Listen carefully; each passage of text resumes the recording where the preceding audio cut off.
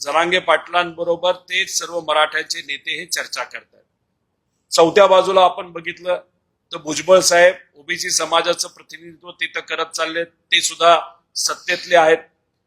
मग मला हेच म्हणायचं आहे की सत्तेतलेच नेते, सत्तेतलेच आमदार विविध समाजाच्या लोकांच्या आंदोलनामध्ये सहभाग घेतात, प्रतिनिधित्व करतात. मग सरकार आहे कोणाचं? सरकार तुमचं. तुम्ही त्यातलेच नेते, सरकारमध्ये तुम्ही मंत्रिपद घेता, सरकारचेच तुम्ही आमदार आणि विविध ठिकाणी वेगळ्या वेगळ्या समाजाचं तुम्ही प्रतिनिधित्व तिथं करता. म्हणजे कुठंतरी सरकारच समाजामध्ये वाद निर्माण करते आणि तो वाद निर्माण करून समाजाच्या मध्ये जे काय दुरी निर्माण होते त्याचा फायदा यांना स्थानिक स्वराज्य संस्थेमध्ये व्हावा असं सरकारमधले चाणक्य नीती करणारे सर्व नेते हे समीकरण बसवतायत असं आमचं मत आहे.